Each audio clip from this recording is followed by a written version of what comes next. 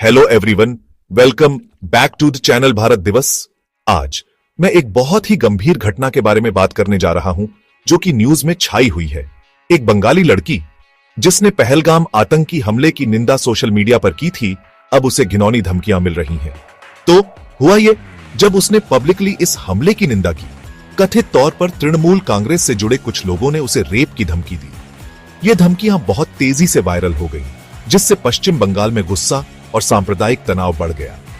इस पर तुरंत प्रतिक्रिया हुई, विरोध प्रदर्शन शुरू हो गए और राष्ट्रीय महिला आयोग ने मामले की पूरी जांच की मांग की। यह ऑनलाइन जहरीले माहौल और कार्यकर्ताओं को होने वाले असली खतरों की एक वानगी है।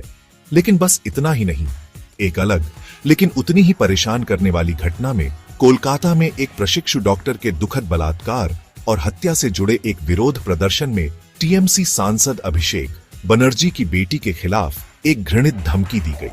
उसकी बलात्कार के लिए 10 करोड़ रुपए का इनाम रखा गया।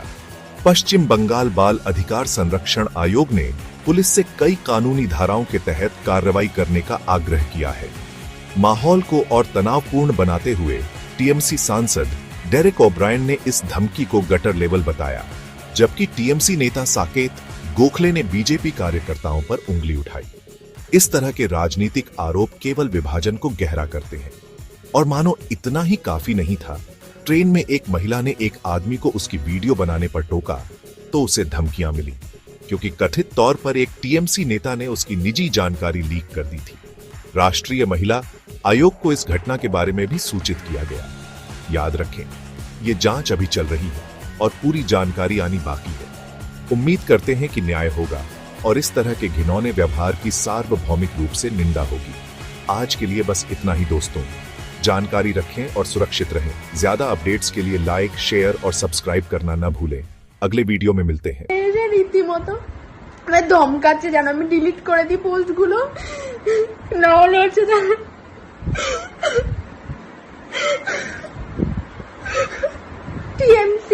টিএমসি ছাত্র পরিষদ সমর্থন আমিও করি, কিন্তু কখনো তো এরকম তাদের সঙ্গে যাদের সঙ্গে পরিচিতি তাদের মধ্যে তো কখনো এরকম মনোভাব দেখিনি। তাদের কোনো মনোমালিন্য হলে কোনো মেয়েকে এরকম ধর্ষণ করা থ্রেট দেয় তারা। কোথায় আছি মানে হচ্ছে গিয়ে নিজের বক্তব্যটুকু রাখলে, যদি আজকে আমি ছেলে হতাম, বাকি ছেলেরা ওখানে যারা তারা তো ভুলভাল খেয়েছে, ভুলভাল গালিগালাজ খেয়েছে ওদের কাছে। হ্যাঁ, আমি মেয়ে বলে গালিগালাজের উপরন্তু কি না রেপ থ্রেট পাচ্ছি। এই যে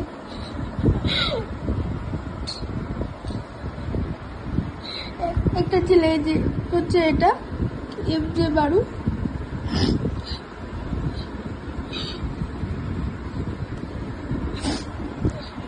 এরা কি দাবি করে এরা কি বিএসএফ এ চাকরি করে, তারপর বিএসএফ এ চাকরি করে বলে তারা নাকি হ্যারাস করতে পারে।